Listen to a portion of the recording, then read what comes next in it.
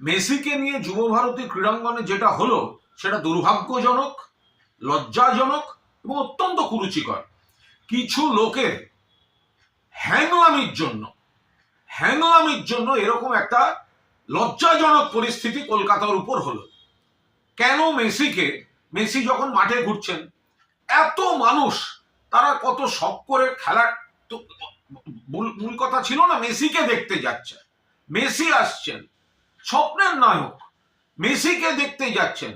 তো মাঠের মধ্যে যখন মেসি ঘুরছেন, তো বাকিরা মেসিকে একটু সামলে শুধু তার নিজস্ব দেহরক্ষী দিয়ে একটু ভিড় থেকে আগে মানুষের দিকে তাকিয়ে হাত নাড়তেন। তারা যারা এই এত দামি টিকিট কেটে দেখতে এসছেন তারা দু চোখ ভরে দেখতেন।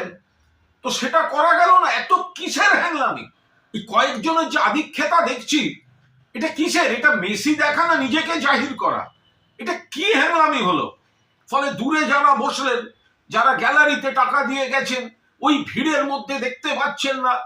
কোনো পরিকল্পনার মা বাবা নেই। এই আয়োজক এটা হচ্ছে নাকি শুধু টাকা, শুধু ব্যবসা? আর যে ক্রীড়া প্রেমীরা এখানে গেলেন, পুরো যুবভারতী ভরিয়ে, অনেক বড় ডার্বিতেও এত লোক হয় না। সে মানুষগুলো কিন্তু সকালে গেছে শুধুমাত্র মেসিকে দেখবে বলে। মনে রাখবেন 2011 খেলা হয়েছিল, মেসি খেলেছিল আর্জেন্টিনা ভেনেজুয়েলা। আমি আর আমার এক সহকর্মী তখন চ্যানেলের প্রসেনজিৎ বক্সি, আমরা কর্নার ফ্ল্যাগের পাশে বসে খেলা দেখছিলাম অ্যাস্ট্রোটার্ফের উপর। আমাদের 12 ফুটের মধ্যে মেসি দাঁড়িয়ে কর্নার নিলেন। গোটা যুবভারতী একটা সিস্টেমে চলেছিল। এটা কি? যারা মাঠের মধ্যে, একটা মানুষ গ্যালারিতে বসে সে কি দেখবে ওই ভিড়ের মধ্যে? কোনো পরিকল্পনা থাকবে না। মাননীয় মুখ্যমন্ত্রী পৌঁছবার আগেই মেসিকে বেরিয়ে যেতে হচ্ছে। জল ছুঁড়েছেন কিছু দর্শক, জল ছোড়াটা হয়তো অন্যায়, উচিত নয়, আলাদা। বাট তাদের ক্ষোভটা কি করে অস্বীকার করবো? যে মানুষটা এত দামি টিকিট কেটে সকালবেলা নীল সাদা জামা পরে মেসিকে দেখবেন বলে গেছেন, তিনি যদি দেখেন দূরে ওই একটা জটলা শুধু ঘুরে বেড়াচ্ছে, এই হ্যাংলাগুলো কারা? এই আয়োজকটা কে?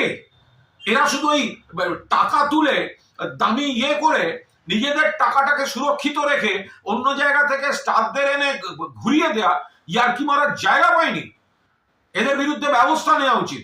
আমি এই ক্রীড়া প্রেমী যারা সকালে যুবভারতীতে মেসিকে দেখতে গিয়ে বঞ্চিত হয়েছেন, তাদের আবেগ এবং ক্ষোভকে পূর্ণ সমর্থন করছি।